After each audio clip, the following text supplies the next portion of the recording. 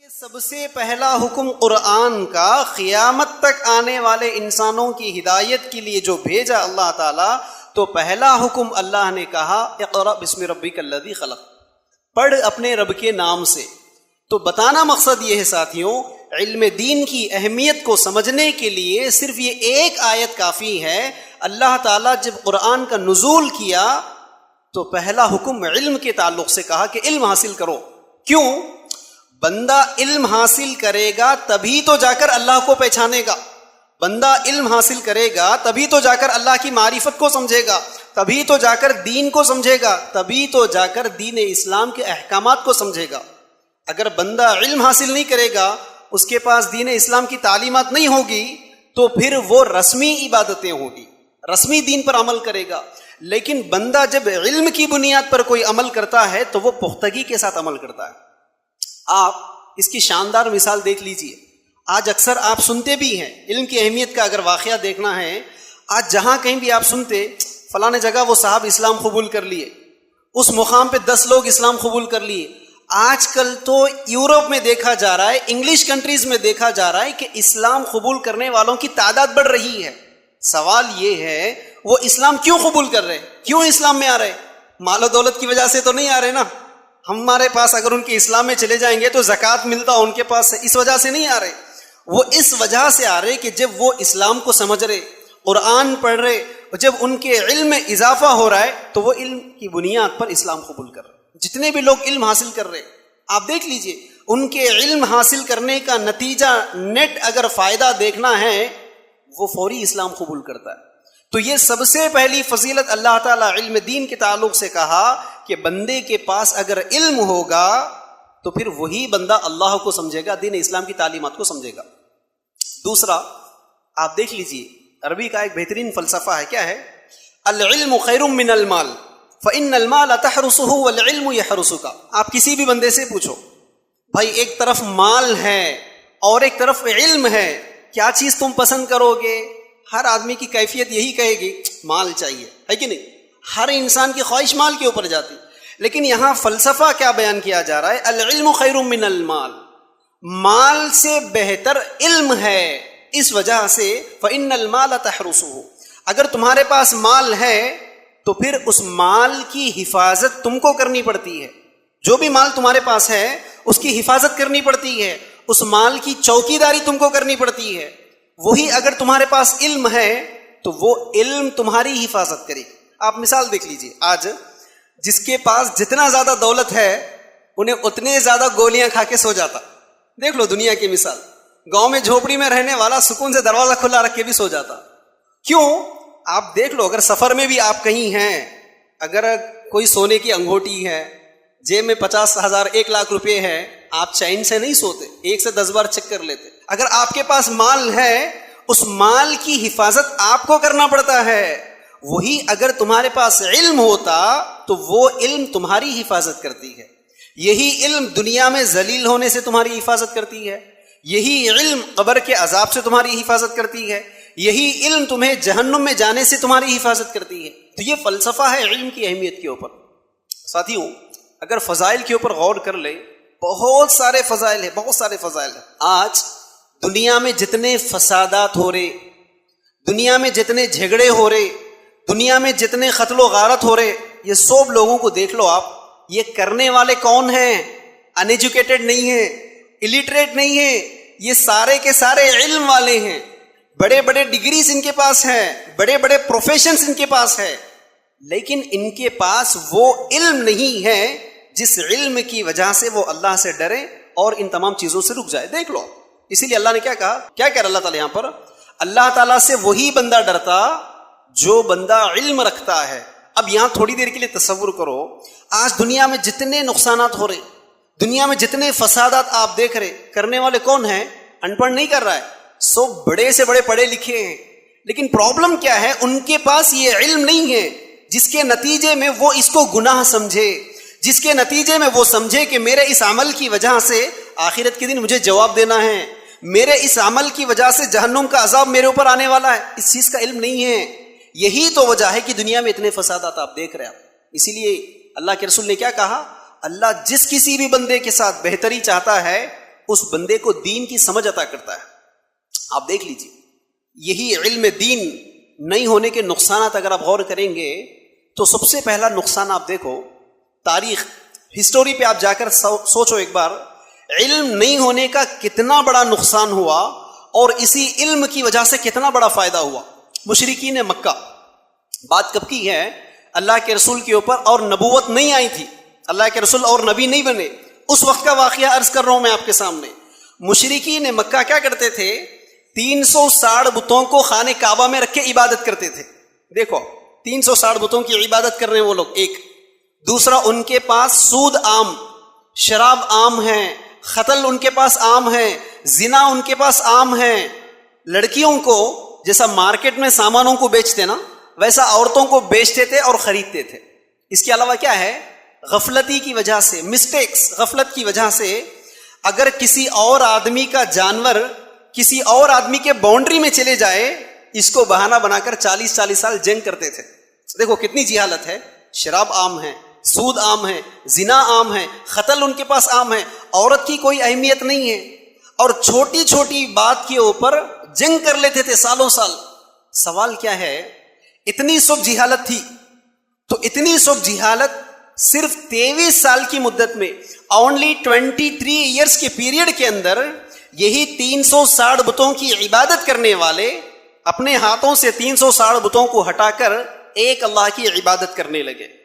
یہی لوگ جو شراب پیا کرتے تھے, یہی لوگ شراب کو چھوڑے نہیں, بلکہ گلیوں میں ایسے بہا دیے جیسے بارش کی پانی کی وجہ سے نالیاں بہتی ہے نا, ویسا شراب کو بہا دیے. جو لوگ سود کھایا کرتے تھے وہ آپس میں ایک دوسرے کے قرضوں کو معاف کر دیے.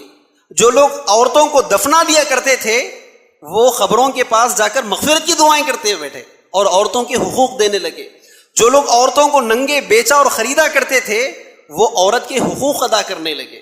جو لوگ آپس میں ایک دوسرے کے ساتھ جنگ کیا کرتے تھے وہ آپس میں ایک دوسرے کا حق اتنا دینے لگے, اپنی پراپرٹیز میں سے آدھے پراپرٹیز بانٹنا شروع کر دی. اب سوال کیا ہے؟ اتنی جہالت تھی لیکن تبدیلی آئی بھی تو اتنی بڑی تبدیلی آ گئی. سوال یہ ہے کہ وہ کون سی تبدیلی تھی؟ صرف علم ہے. جب اللہ کے رسول علم لے کر آئے, اسی علم کی وجہ سے 360 بتوں کی عبادت کرنے والے ایک اللہ کی عبادت کرنے لگے. اسی علم کی وجہ سے شراب پینے والے شراب چھوڑ دیے اور ایک راستے پہ آ گئے. اسی علم کی وجہ سے سود کھانے والے سود کو معاف کر دیے, قرضے کو بھی معاف کر دیے. اسی علم کی وجہ سے عورتوں کو, بچیوں کو زندہ دفن کرنے والے اپنے بچیوں کی پرورش کرنے لگے. اسی علم کی وجہ سے عورتوں کو مارکیٹ میں ننگا بیچنے والے عورتوں کو وراثت میں حق دینے لگے. اب سوال یہ ہے, کیا وہ علم آج نہیں ہے؟ وہ علم آج اور زیادہ ہے. بلکہ ایسا ہے, اس وقت میں علم حاصل کرنے کے لیے ایک گاؤں سے دوسرے گاؤں نہیں, ایک کنٹری سے دوسرے کنٹری کو جاتے تھے. علم حاصل کرنے کے لیے پیدل چل کے چلے جاتے تھے. علم حاصل کرنے کے لیے پیٹ پر پتھر بھی باندھتے تھے. اب غور کرو, کیوں؟ وسائل اس وقت کم تھے, اس وقت وسائل زیادہ نہیں تھے, لیکن علم حاصل کرنے کا جذبہ اتنا زیادہ تھا, علم پر عمل کرنے کی تڑپ اتنی زیادہ تھی. ایک ایک حدیث حاصل کرنے کے لیے ایک ایک ملک سفر کرنے لگتے تھے وہ لوگ, اتنا علم کا تڑپ تھا. لیکن وہی علم آج اتنا کامن ہو چکا ہے. آپ یوٹیوب کھولو آپ کو علم ملے گا, آج قرآن کھولو آپ کو علم ملے گا, موبائل فون کھولو کوئی نہ کوئی حدیث آپ کو ملے گی, آپ کو پرنٹڈ کتابوں کی شکل میں علم ملتا ہے, آج علماء کے ذریعے سے آپ کو علم ملتا ہے. لیکن افسوس کی بات کیا ہے, آج علم اگر کسی جگہ نہیں ہے تو وہ صرف ہماری زندگی میں نہیں ہے. آپ فرق دیکھ لو, وہاں جذبہ بہت زیادہ ہے علم حاصل کرنے کا, لیکن وسائل نہیں تھے ان کے پاس. یہاں وسائل بہت زیادہ ہے لیکن علم حاصل کرنے والوں کی کمی ہے. یہ فرق آپ غور کرنا چاہتے ہیں. عرض یہ کر رہا تھا, علم نہیں ہونے کا اگر آپ نقصان دیکھیں گے, اگر آپ عمر کے حساب سے دیکھتے جائے, سب سے پہلا نقصان یہ جو ہمارے بچے اسکولوں میں جا کر پڑھ رہے, سب سے بڑا نقصان کیا ہوا؟ ان کا عقیدہ بگڑ گیا. آپ دیکھ لو, آج ہم کیا سمجھتے, آئیڈینٹی کارڈ کے اوپر ریلیجین کے پاس اگر اسلام لکھا ہوا ہے یا مسلم لکھا ہوا ہے تو ہم خوش ہو جاتے ہیں کہ میں مسلمان. ایسا نہیں ہے. بندے کا عقیدہ جب تک درست نہیں ہوتا, وہ توحید میں جب تک شرک سے پاک نہیں ہوتا, اس وقت تک اسلام کی نظر میں وہ مومن ہو ہی نہیں سکتا ہے.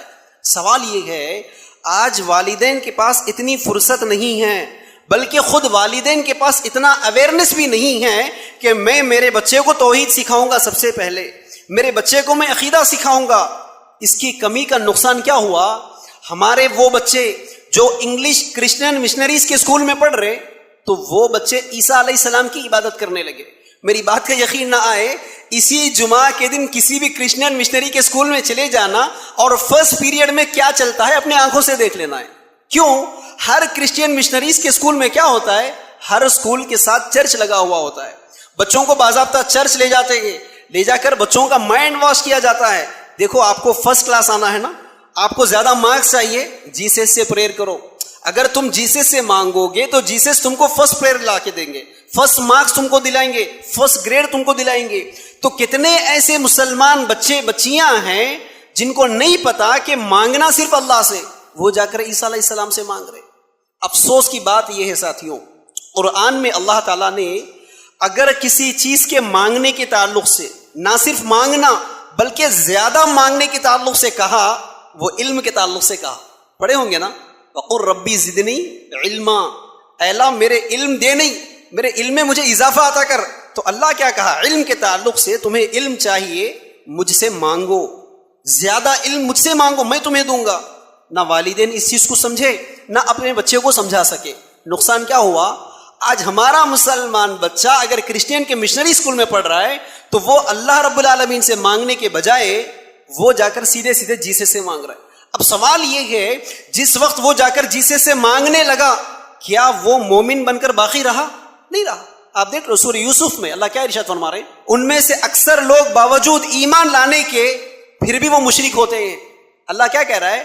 اکثر لوگ ایمان لانے کے باوجود بھی کیا ہے؟ وہ مشرک ہوتے ہیں. کیوں؟ ایمان تو لا لیے، مسلمان تو ہو گئے، مومن تو ہو گئے، لیکن اعمال ایسے ہیں کہ ان کو شرک کے اندر لا کر ڈال دیا اور پتہ ہی نہیں چلا. آپ دیکھ لو آج بچوں کا عقیدہ بگاڑا جا رہا ہے اسکولوں میں، نہیں دیکھ رہے آپ؟ دوسرا نقصان دیکھو آپ، اخلاقیات. آپ دیکھتے نا، اخلاقیات، کیریکٹر، گڈ بیہیویئر، نیتی کا پرورتنا جس کو بولتے ہیں اپن. آج دیکھ لو آپ کسی بھی اسکول میں جا کر دیکھو، آپ آج کسی اسکول کے بچے کو پکڑ کے دیکھو، آپ کسی کالج کے بچے کو پکڑ کے دیکھو، کیا اس کے اخلاق سے کوئی مائل ہے؟ آج باہر والا دور کی بات ہے، باہر والا، خود ماں باپ مائل نہیں ہے اپنے بچوں کے اخلاق سے. یہ بات غور کرنے والی بات ہے. خود اپنے ماں باپ مطمئن نہیں ہے اپنے بچے کے اخلاق سے، حالانکہ بچہ ڈگری ہے، بچہ پوسٹ گریجویشن پڑھا ہوا ہے، بچہ ایس ایس سی میں فرسٹ آیا. تو بتانا کیا چاہ رہا ہوں میں، یہ والدین کی ذمہ داری ہے کہ اپنے بچوں کو دین اسلام کی تعلیمات سکھاتے. تو وہ اسلام کے اندر لکھا ہوا ہے. کیا لکھا ہوا ہے؟ اگر کوئی بندہ یہ چاہتا ہے اکمل المؤمنین ایمانا واحسنہم خلقا، اللہ کے رسول کیا فرماتے ہیں؟ ایمان والوں میں سب سے کامل ایمان والا، پرفیکٹ ایمان والا کون ہے؟ تو اللہ کے رسول کیا کہہ رہے ہیں؟ جس کے اخلاق جتنے اچھے ہو اس کا ایمان اتنا کامل ہے. اب اگر والدین کو احساس ہوتا تو وہ اپنے بچوں کو دینی تعلیم سکھاتے. بچہ اگر دینی تعلیم سیکھتا تو صحیح اخلاقیات سیکھتا. آج بچوں کے پاس دین کی تعلیم نہیں ہونے کا دوسرا نقصان یہ ہے، بچوں کے اخلاقیات بگڑ رہے ہیں. نہیں دیکھ رہے آپ؟ بچوں کے بیہیویئر نہیں بدلے جا رہے. ارے وہ تو اپنا بچپنا تھا جہاں اسکولوں میں اخلاقیات بھی سکھایا کرتے تھے، جہاں اسکولوں میں بیہیویئر بھی سکھایا کرتے تھے. آج اسکولز میں سوائے مارکس کے، سوائے ریٹیفیکیشن، رٹ مارتے ہوئے گریڈز کے، آپ کسی بھی اسکول میں اخلاق نہیں دیکھ سکتے، ایتھیکیٹس نہیں دیکھ سکتے آپ بچوں کے پاس. یہی تو نتیجہ ہے کہ بچے کے پاس پوسٹ گریجویشن کی ڈگری بھی ہے، ڈگری کا بہت بڑا ڈگری کا سرٹیفکیٹ بھی ہے، لیکن اس کے اخلاق دیکھو آپ. نہیں دیکھ رہے آج مسلمانوں کے اخلاق؟ کیا کوئی والدین بولے اس کو بد اخلاقی سے پیش آؤ؟ نہیں بولے، کوئی والدین نہیں بولے، لیکن سکھائے بھی نہیں صحیح اخلاق کیا چیز ہے. اگر والدین اپنے بچے کو دین اسلام کی تعلیمات سکھا دیے ہوتے تو پھر یہ بچہ اچھے اخلاق کا مائل ہوتا. تیسرا نقصان، آداب جو ہے، آج بچوں کے آداب نہیں بگڑ رہے. آپ خود ایمانداری سے چیک کر لو. آج ہمارے مسلمان بچوں کے جو آداب ہے، چاہے سونے کے آداب، کھانے کے آداب، پینے کے آداب، کپڑوں کے آداب، بال کے آداب، بات چیت کے آداب، یہ آداب دیکھ کر کیا کوئی گارنٹی دے سکتا کہ یہ مسلمان کی اولاد ہے؟ میری بات غور کرنا ہے. آج ہمارے بچوں کی جو آداب ہے، جو ایتیکیٹس ہے، ان کے ان آداب کو دیکھ کر کیا کوئی گارنٹی بھی تو دے گا کہ مسلمان ہیں؟ بچوں کے کپڑے دیکھ لو آج آپ، بچوں کے ہیئر سٹائل، بال کیسے ہیں، ان کے بات کرنے کے آداب کیسے ہیں، ان کے سونے کے آداب کیسے ہیں، ان کے کھانے کے آداب کیسے ہیں، دیکھ رہے نہیں دیکھ رہے؟ حالانکہ بچہ پڑھا لکھا ہے، بچہ گریجویٹ ہے، بچہ انٹرمیڈیٹ پاس ہوا ہے، لیکن اس کے آداب کے ذریعے سے آپ نہیں بتا سکتے کہ یہ مسلمان کی اولاد ہے. کیوں؟ عرض یہی کر رہا ہوں کہ علم دین کا نہیں ہونا، دینی تعلیم کا نہیں ہونے کا نقصان یہ ہوا بچوں کے آداب بگڑ گئے. کہاں ہے بھائی آج؟ وہ اسکول میں نہیں ہے آج آداب سکھائے جانے کا.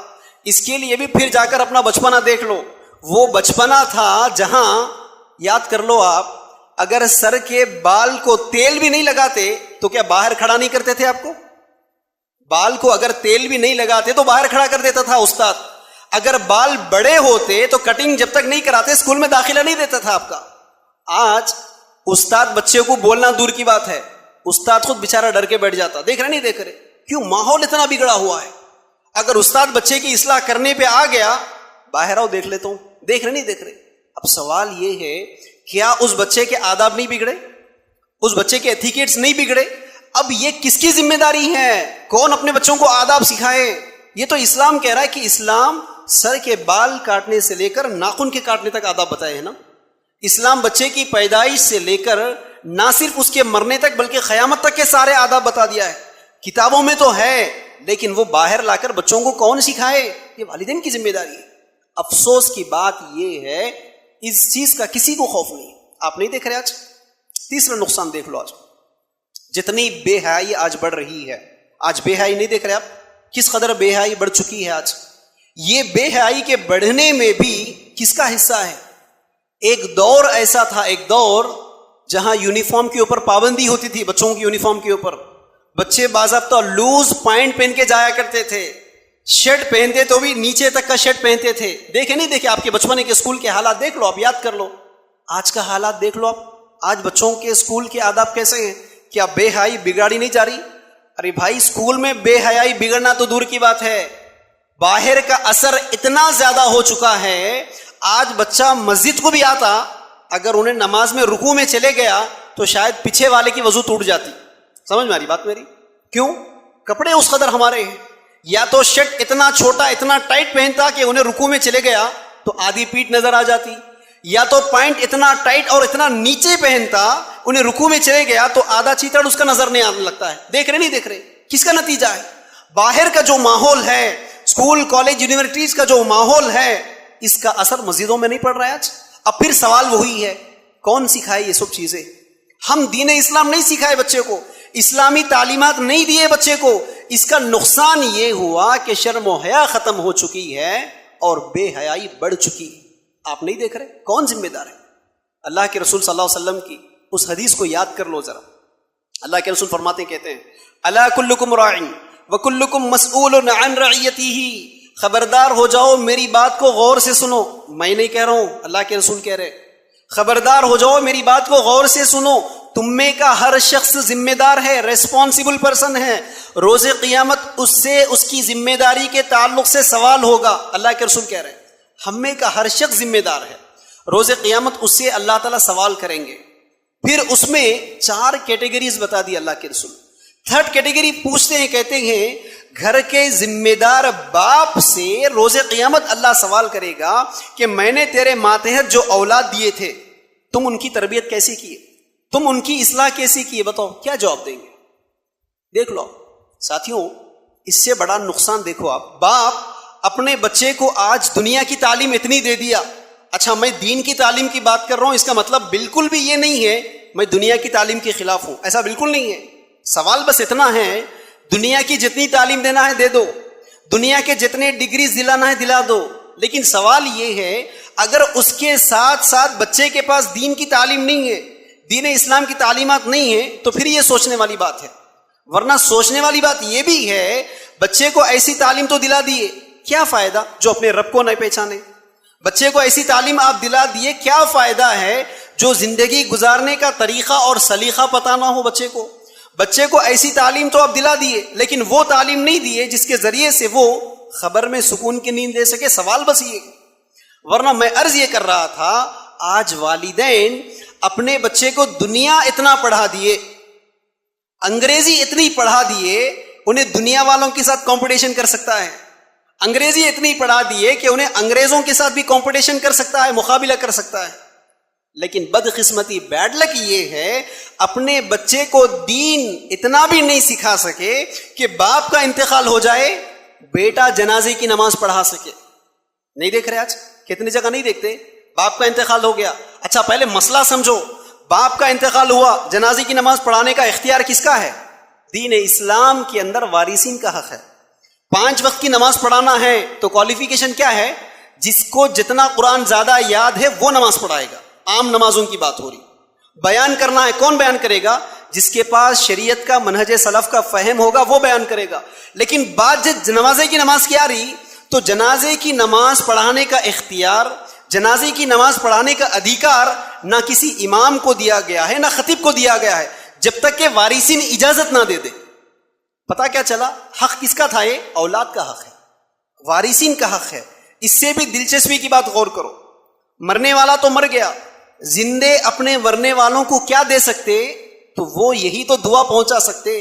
اب میرا سوال یہ ہے, باپ بیٹے کو دنیا کے پورے ڈگریز دلا دیا, باپ بیٹے کو دنیا کے پورے پراپرٹیز دی کر چلا گیا, لیکن دین کی اتنی بھی تعلیم نہیں دے سکا کہ باپ مر گیا, بیٹا بیچارہ باپ کے لیے مغفرت کی دعا نہیں کر سکتا. آپ دیکھتے بھی نا کئی جگہ باپ کا انتقال ہو گیا تو جنازے کی نماز پڑھانے کے لیے بیٹا نہیں آتا ہے, کسی مول صاحب کو لا کے کھڑا کرنا پڑتا ہے نماز پڑھانے کے لیے. دیکھ رہے نہیں دیکھ رہے؟ بعض اوقات تو ایسا بھی ہوتا کہ صاحب کو نماز پڑھنا بھی نہیں معلوم, اس لیے آپ دیکھتے نا اللہ اکبر بولتے چلو رکوع میں چلے جاتے, جنازے کی نماز میں رکوع ہے نہیں ہے, رکوع میں چلے جاتے, فوری آزو بازو والا کوئی بھی رکوع نہیں کرا, پھر انہیں کھڑے ہو جاتا. تو پتا کیا چلا؟ نقصان علم نہیں دینے کا اتنا بڑا ہوا, جو حق اولاد کا تھا, جو حق وارثین کا تھا, علم نہیں ہونے کے نتیجے میں وہ بھی آج کسی اور کو کانٹریکٹ میں دیا گیا. نہیں دیکھ رہے آپ؟ باپ کا انتقال ہو گیا, ماں کا انتقال ہو گیا, اب ان کے لیے کیا کرنا ہے؟ مغفرت کی دعا کرنا ہے. اور اللہ تعالیٰ نے, اللہ کے رسول نے بھی کیا کہا؟ مرنے والوں کو زندے اگر کوئی پہنچا سکتے تو کیا پہنچا سکتے؟ یہی تو دعا پہنچا سکتے آپ اپنے والدین کے لیے یا اپنے مرحومین کے لیے. ان کی مغفرت کی جتنی دعائیں کرنا ہے کر لو, اللہ تعالیٰ تمہارے حق میں قبول کرے گا. آج دیکھتے بھی نا صاحب کو پتا بھی نہیں ہے دعا کیسے کرنا ہے, مول صاحب کو کانٹریکٹ دے دیتے, مول صاحب ذرا والی صاحب کے لیے دعا کرو جی آپ, یا تو گھر پہ پورے مدرسے کے بچوں کو بلا کے لا کے ان سے دعائیں کروانے لگاتے. کیوں ہوا؟ ارے بھائی آپ کا حق تھا نا, باپ کا تم کھائے, تم پیے, تم کو پہنایا گیا ہے, اب تمہارے باپ کے لیے تم کو دعا مانگنا ہے. لیکن بدقسمتی اس باپ کی جس نے اپنے بچوں کو اتنا بھی تعلیم نہیں دیا دین کے تعلق سے کہ انہیں مر گیا تو اس کا بچہ دعا کرا سکے. کتنی بدقسمتی ہے, علم نہیں ہونے کا نقصان ہے ساتھیوں. نہیں دیکھ رہے آج بچے بڑے بھی ہو جاتے ہیں, بچے جوان بھی ہو جاتے ہیں آج. اب یہاں سب سے بڑا مسئلہ کھڑا ہو جاتا, اگر بچہ جوان ہو گیا تو اب یہاں باپ کی ذمہ داری ہے کہ وہ اپنے جوان بیٹے کے ساتھ دوست کی طرح رہنے لگے. اس لیے حضرت علی رضی اللہ تعالیٰ عنہ کیا فرماتے ہیں, وہ کہتے ہیں بچوں کی تربیت کے سٹیج میں بچہ جب 7 سال کی ہوتا, 0 سے 7 ایئرس کا ہوتا, ہم اس کے ساتھ کھیلتے. جب نیکسٹ 7 ایئرس کا ہوتا, یعنی پھر 7 سال سے 14 سال تک کا, جب ہم اس کی تربیت کرتے, اور جب بچہ نیکسٹ 7 ایئرس کا ہوتا ہم اس کے دوست بن جاتے. کیوں؟ 14 سال سے لے کر 21 سال کا یہ بہت پیک پیریڈ ہوتا ہے بچے کے لیے, کسی بھی بچے کے لیے. یہی وہ پیریڈ ہے جہاں بچہ جوان ہوتا ہے, جہاں بچے کے بلوغت کے مسائل شروع ہو جاتے ہیں, جہاں بچہ بہکنے لگتا ہے, جہاں بچہ اپنا کیریئر بنانا چاہتا ہے. اب وہاں جو اس کا بہتر دوست ہوگا وہ اس کی صحیح رہنمائی کرے گا. دین اسلام کی تعلیمات اگر آپ غور کریں گے تو باپ کی ذمہ داری تھی کہ بچہ اگر جوان ہو جائے تو باپ اپنے بیٹے کے ساتھ ایک دوست کی حیثیت سے رہتا تو باپ بچے کی صحیح تربیت کر پاتا. آج کیا ہوتا, باپ کے ساتھ بیٹا جیسے بڑا ہونے لگتا دو لوگ ایسا دور ہوتے چلے جاتے, خیالات نہیں جمتے ایک دوسرے کے. کیوں؟ اب یہی ڈکٹیٹرشپ انہوں دکھانا چاہتے بچے کے اوپر, کمپرومائز کے وے میں نہیں جاتے. باپ کو سمجھنا چاہیے کہ اب بیٹا میرا بھی بڑا ہوا, اب انہیں بھی جوان ہوا, اس کے بھی اوپینینز چینج ہو سکتے, اس کے بھی خیالات چینج ہو سکتے. اب میں اس کے خیالات کو بھی ریسپیکٹ کروں گا, میں اس کی رائے کو بھی قبول کروں گا. یہی تو وجہ ہے ابراہیم علیہ السلام جب ایک لمبی مدت کے بعد اپنے بیٹے کے پاس آئے تو سیدھے ذبح کرنے نہیں بیٹھے ہو, آ کر پہلے مشورہ پوچھے بیٹے سے, بیٹے میں نے خواب میں دیکھا تھا کہ میں تجھے اللہ کی راہ میں ذبح کر رہا ہوں, ذرا بتاؤ آپ کا خیال کیا ہے, کیا ہے تمہارا اوپینین. حالانکہ چاہتے تو ابراہیم سیدھے سیدھے گردن اڑا دے سکتے تھے بیٹے کی, اللہ کا حکم تھا نا, ایسا نہیں کیا. ابراہیم نے کیا کیا, پہلے بیٹے سے مشورہ کیا, بیٹے کا رائے لینا چاہا.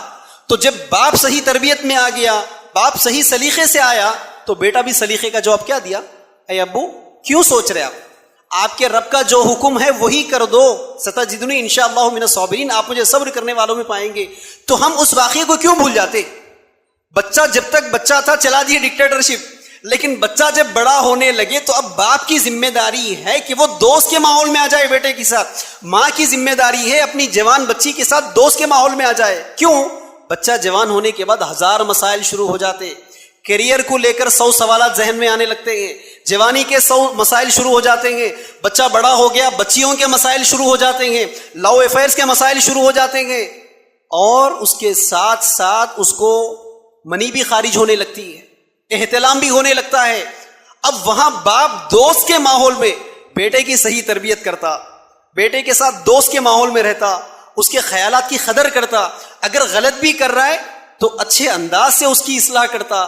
تو بچہ بھی کیا کرتا, اگر کچھ غلطی کر بھی دیا تو آ کر فوری باپ کو بولتا, ابو دیکھو میں غلطی کر دیا, کیا کروں اگلی بار.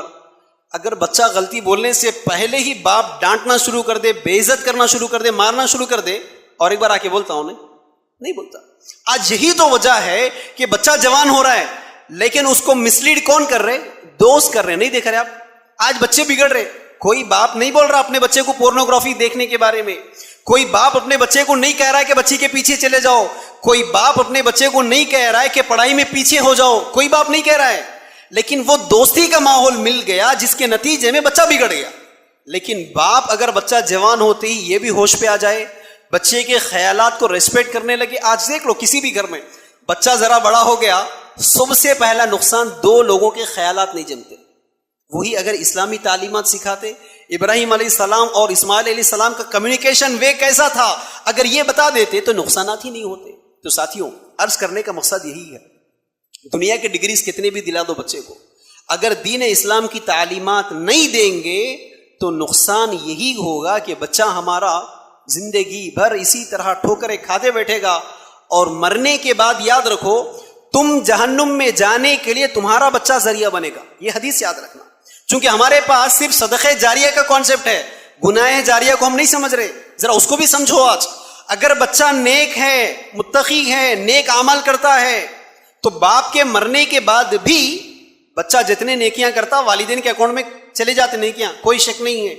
لیکن باپ اگر بچے کی صحیح تربیت نہیں کیا, باپ کی تربیت نہیں ہونے کے نتیجے میں اولاد بگڑ گئی اور باپ کا انتقال ہو گیا, اب وہاں بچہ جتنے گناہ کرے گا تو وہ آپ کے کھاتے میں آ جائیں گے. اسی لیے اللہ تعالیٰ نے قرآن میں بھی کیا کہا, سورۃ تحریم کے اندر, یا ایھا الذین آمنوا قوا انفسکم واہلیکم نارا, اے ایمان والو سب سے پہلے حکم دیا کہ تم بچو جہنم کی آگ سے. پہلے تم بچو, یعنی پہلے تم سدھر جاؤ. پھر اس کے بعد حکم کیا دیا, اپنے گھر والوں کو بھی جہنم کی آگ سے بچاؤ. اگر اس کا فلسفہ غور کریں گے تو اللہ تعالیٰ پہلے خود کو عمل کرنے کی بات کر رہا ہے. پہلے خود عمل کرو, پہلے خود رول ماڈل بنو, تو بچہ خود بدلتا. آج گھروں میں دوسرا مثال کیا دیکھتے, انہوں نہیں سدھرتے, انہوں چاہتے کہ بچہ سدھر جائے. یہ کیسے ہو سکتا ہے بھائی؟ دیکھتے نہیں دیکھتے. بچہ کبھی بھی یاد رکھو, تمہارے باتوں کو وہ آبزرو نہیں کرے گا, چاہے تم گھنٹوں بھر کی نصیحت کرو, وہ تمہارے عمل کو آبزرو کرتا ہے. یہ چیز یاد رکھنا ہے. تمہاری نصیحت کو, تمہارے قول کو, تمہارے سٹیٹمنٹ کو, اس کو غور نہیں کرے گا, اس کو کنسیڈر نہیں کرے گا, اس کے اوپر توجہ نہیں دے گا. وہ تمہارے عمل کو توجہ دے گا. وہ غور کرتا ہے کہ باپ تو مجھے ایک کام کرنے کا حکم دے رہا ہے, لیکن یار انہیں خود نہیں کرتا نا, انہیں بھی لائٹ لے لیتا. لیکن اسی لیے اللہ نے بھی کیا کہا, پہلے خود با عمل بنو, پھر اپنے بچے کو با عمل بناؤ. تو یہ فلسفہ یاد رکھو ساتھیوں. آخری بات بتا کر اپنی بات کو ختم کر دیتا ہوں. آج جہاں بھی چلے جاؤ, میاں بیوی کے جھگڑے بھرے ہوئے, دیکھ رہے نہیں دیکھ رہے, کسی بھی خاندان کی مثال دیکھ لو. پولیس اسٹیشن میں چلے جاؤ, پورے برقعے بھرے ہوئے, کورٹ میں چلے جاؤ, پورے برقعے بھرے ہوئے. ذرا اس کے پیچھے بھی ایک وجہ دیکھ لو آپ. ہر جگہ میاں بیوی کے جھگڑے, ہر جگہ. ذرا آپ ریزن پہ بھی غور کریں گے, 2 لوگوں کا معاملہ, 2 لوگوں کا. یہاں بچی والے, شادی کے بعد میری بچی کو کچھ بھی پریشانی نہیں آنا بھائی, شادی کے بعد بچی کو اوپر سے کوئی شکایت نہیں آنا, یہ سوچ کر باپ کیا کرتا, پورا جہیز دے دیتا, پلنگ فرنیچر بھی دے دیتا, ضرورت پڑی تو قرضہ لا کے بھی دے دیتا. کیوں؟ بعد میں بچی کے اوپر کوئی تانا نہیں آنا. نمبر 1.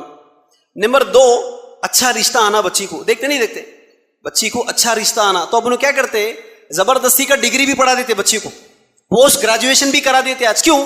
جتنا زیادہ پڑھے گی بچی اتنا اچھا رشتہ آتا. سوال یہ ہے اتنے لاکھ خرچ کر کے شادی کر دیے, اتنے ڈگریز بچی کو پڑھا دیے. دلچسپی کی بات یہ ہے جتنے زیادہ جھگڑے آج چل رہے نا وہ پورے ایجوکیٹڈ کے جھگڑے ہیں. یہ جتنے ان ایجوکیٹڈ لوگ ہیں ایک تھپڑ ایک گالی سے سیٹ کر لیتے اپنی زندگی. حلال نہیں بول رہا ہوں میں, مثال بتا رہا ہوں. ایک تھپڑ ایک گالی میں زندگی سیٹ ہو جاتی. لیکن جو جتنا زیادہ ایجوکیٹڈ ہے انہیں سر پکڑا ہوا ہے. دیکھ رہے نہیں دیکھ رہے؟ اب یہاں بھی فلسفہ پھر وہی ہے. دنیا کے پورے ڈگریز دے دیے, پورا پیسہ ڈال دیے شادی میں, لیکن بچی کو وہ تعلیم نہیں دیے جس تعلیم کے نتیجے میں وہ خوشحال شادی شدہ زندگی گزارے گی. اگر باپ بچی کو اس چیز کی تعلیم دیتا کہ اب بچی کو سسرال میں جانا ہے تو سسرال کے مسائل کیا ہے, امہات المؤمنین بحیثیت بہو اپنی زندگی کیسے گزارتی تھی, امہات المؤمنین بحیثیت بیوی ایز اے وائف وہ کیسی زندگی گزارتی تھی, ذرا بچی کو اس کا گائیڈنس دلا دیتا ہوں میں, میری بچی کو اس کے تعلق سے تعلیم دیتا ہوں. اگر یہ سوچے ہوتے آج معاملہ یہاں تک نہیں آتا تھا. دیکھ لو آج معاملہ کیا ہے, شادی کے بعد زندگی گزرتی ہے انڈرسٹینڈنگ کی بنیاد پر, شادی کے بعد زندگی گزرتی ہے ایک دوسرے کو برداشت کرنے کی بنیاد پر, شادی کے بعد زندگی گزرتی ہے ایک دوسرے کے ساتھ حسن ظن پازیٹیو اوپینین کے اوپر زندگی گزرتی ہے. بدقسمتی سے آپ دین اسلام کی تعلیم نہیں دیے. اب ہوتا کیا ہے, میں کچھ کم کی نہیں ہوں, میں تمہارے سے ایک ڈگری زیادہ پڑھ کے ہوں. سنتے نہیں سنتے گھروں میں, خود لالی سو مصیبت تھی نا. اوپر سے نقصان کیا ہوتا, وہ ماں کی ذمہ داری تھی کہ وہ ماں اپنی بچی کی تربیت کرے کہ بیٹے تم سسرال میں جا رہے, اب یہاں سے تمہارے مسائل چینج ہو جائیں گے, اپنے سسرال کے ساتھ اسی طرح رہنا جیسے اپنے ماں باپ کے ساتھ تم رہتی تھی.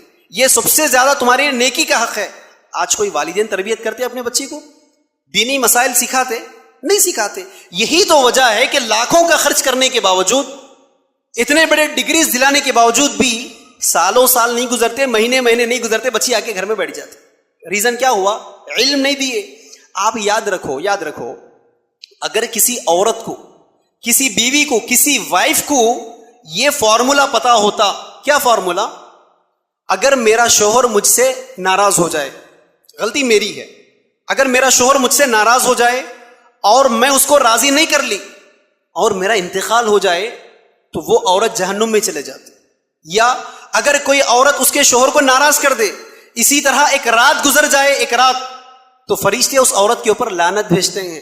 اگر کسی عورت کو یہ فلسفہ, یہ فارمولا پتا ہوتا تو کیا وہ اپنے شوہر کو ستاتی, کیا اپنے شوہر کو پریشان کرتی؟ نہیں کرتی. اب سوال یہ ہے, یہ فارمولا کہاں ملے گا, یہ کون سی ڈگری میں ملے گا, کون سی ایم بی اے, کون سے ایم ٹیک, کون سے بی ٹیک میں ملے گا؟ میں پہلے ہی بولا دنیا کی تعلیم کے خلاف بالکل نہیں ہوں, بس سوال یہ ہے کہ دین نہیں دیے تو پھر وہ دنیا بھی چلے گئی آپ کی.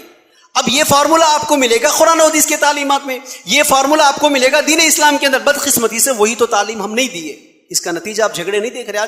آج باپ بھی کیا کر رہا ہے, باپ بھی, بچہ جب تک کیریئر سیٹ نہیں ہوتا, جب تک بچہ اس کے پیروں پہ نہیں کھڑے ہوتا, جب تک بچے کی ذاتی مکان نہیں بنتی, جب تک بچے کو گورنمنٹ کی نوکری نہیں لگتی, اس وقت تک رشتہ بچے کو بھی نہیں دیکھتے. دیکھ رہے نہیں دیکھ رہے؟ لیکن کیا کوئی باپ اپنے بچے کو دینی تعلیم دیا؟ بیوی کے ساتھ کیسے سلوک کرنا ہے, کیسے ہمدردی کے ساتھ بیوی کے ساتھ سلوک کرنا ہے, زبان کا استعمال اپنی بیوی کے پاس کیسے کرنا ہے, بیوی کی غلطیوں کے اوپر کیسے درگزر سے پیش آنا ہے, کوئی باپ سکھایا اپنے بچے کو؟ نہیں سکھایا. اس کے نتیجے میں آج مردوں کا ظلم نہیں دیکھ رہے, آج مردوں کا دیکھ رہے نہیں دیکھ رہے. حالانکہ مرد ایجوکیٹڈ ہے, بہت بڑے بڑے ڈگریز اس کے پاس بھی ہے, بہت بڑے پروفیشن کے اوپر بھی ہوتا ہے, لیکن بیوی کے ساتھ کیسے سلوک کرنا نہیں معلوم اس کو. دنیا کے پورے لوگوں سے ہنسی مذاق سے بات کرتا, گھر میں چلے گیا تو منہ کو تالا لگ جاتا, ہنسنا حرام ہو جاتا گھر میں چلے گیا تو. دیکھتے نہیں دیکھتے؟ جبکہ بیوی کا دل جیتنے کے لیے ایک چھوٹی مسکراہٹ کافی ہے. دیکھ رہے نہیں دیکھ رہے؟ لیکن صاحب کو دیکھتے بھی نا, پورے ماحول میں سب کے ساتھ مسکرا کے بات کرتے, گھر میں چلے گئے تھے اینگری مین بن کے بیٹھ جاتے, خالی سیریس بیٹھ کے رہ جاتے. سکھائے اس کو دین. اللہ کے رسول صلی اللہ علیہ وسلم کیا فرمائے, مسکرانا بھی صدقہ ہے. مال خرچ کرنا صدقہ نہیں بولے, مسکرانا بھی صدقہ ہے بلکہ بولے. اس سے بڑھ کر کیا بولے, اگر کوئی شوہر اپنی بیوی کو ایک نیوالا کھلاتا ہے, اس کے منہ میں کھلاتا ہے, اس کو بھی عبادت کہا اللہ کے رسول صلی اللہ علیہ وسلم نے. اس کے بدلے میں اس کو اجر ملتا ہے. کیا حسن سلوک کرتا ہے کوئی شوہر اپنی بیوی کے ساتھ؟ کرتا ہے؟ نہیں کرتا ہے. چھوٹا جملہ اللہ کے رسول صلی اللہ علیہ وسلم خود اپنی بیویوں کے ساتھ پیارے پیارے ناموں کے ساتھ پکارتے تھے. نام جو ہوتے نا پیارے پیارے نام کے ساتھ پکارتے تھے, وہ نام جس نام سے بیوی خوش ہو جائے ایسے پیارے ناموں کے ساتھ پکارتے تھے. اللہ کے رسول کی طریقہ ہم کو بتاتا ہے. آج ہمارا لہجہ ہماری بیوی کے ساتھ کیسا ہوتا؟ اری تری سے ہٹتے نہیں اپن تو, اور زبان پہ تو گالیاں ماشاءاللہ ریڈی رہتے. ممبر پہ کیا سناؤں میں مثالیں لے کے, وہ گالیاں ہر ایک کو سمجھ میں آ جا رہے. تو سوال پھر وہی عرض کر رہا ہوں میں, بیٹے کو بھی تو دنیا کے ڈگریاں دے دیے, دنیا کے پروفیشنز دے دیے, دنیا کے بڑے بڑے عہدے دلا دیے اس کو, مہینے کو 2-3 لاکھ روپے کمانے کا ہنر بھی سکھا دیے. اس کو دین کی تعلیم اتنا بھی نہیں دیے کہ وہ اپنی بیوی کے ساتھ سلیقے کی زندگی گزار سکے. یہی تو ریزن ہے آج کتنی عورتیں شکایت نہیں کرتی. بھائی کھلانے میں کم کرتا کوئی ٹینشن نہیں ہے, ذرا مسکرا کر بات کرتا تو دل خوش ہو جاتی. کتنی بیویاں ترستی شوہر کے مسکرانے کے لیے, کتنی بیویاں ترستی ہے اپنا شوہر ذرا محبت سے بات کر دے کافی ہے. بھائی اس کا مال نہیں چاہیے, اس کا کھانا پینا نہیں چاہیے, بھوکا بھی رکھے برداشت کر لیں گے, ذرا مسکرا کر بات کرو. بولو دیکھتے آج یہ ہمارا ماحول ہے. اسی لیے ساتھیوں مقصد یہی ہے, یہ پورے نقصانات علم نہیں ہونے کا وجہ ہے. دنیا کے پورے ڈگریاں میڈم کے پاس بھی ہے, باس کے پاس بھی ہے, لیکن علم دین نہیں ہونے کا نقصان پیدا ہوئے سے بچے سے لے کر شادی کرنے والا عورت اور مرد تک بھی ہو رہا ہے. آج کے بعد یہ فیصلہ کر لو, آج کے بعد دنیا کی ڈگریوں کو جتنا زیادہ امپورٹنس دے رہے, اس سے زیادہ امپورٹنس دین کی تعلیم سیکھنے کے اوپر دو. جس عمر میں تم ہو اس عمر کے مسائل سیکھو, جس پروفیشن میں تم ہو اس پروفیشن کے مسائل سیکھو. جو ہنر تم دنیا کا حاصل کرنا چاہ رہے اس میں اسلام کیسے تم کو گائیڈ کر رہا ہے, یہ چیزیں سیکھو, تبھی جا کر دنیا بھی اچھی بنے گی, آخرت بھی اچھی بنے گی. اللہ رب العالمین سے دعا ہے پروردگارا جو کچھ کہا اور سنا گیا ہے, کہنے اور سننے والوں کو ان تمام باتوں پر عمل کی توفیق عطا فرما. ہم تمام کو دین اسلام کی تعلیمات پر عمل کرنے کی توفیق عطا فرما. جب تک اس دنیا میں زندہ رکھ صحیح اسلام پر عمل کرنے کی توفیق عطا فرما, جب خاتمہ ہو ایمان بالخیر ہونے کی توفیق عطا فرما. وآخر دعوانا الحمدللہ رب العالمین. اس طرح کے مزید ویڈیوز حاصل کرنے کے لیے ہمارے YouTube چینل کو سبسکرائب کیجیے اور بیل آئیکن کلک کیجیے اور ہمارے YouTube کے لنک کو شیئر کیجیے.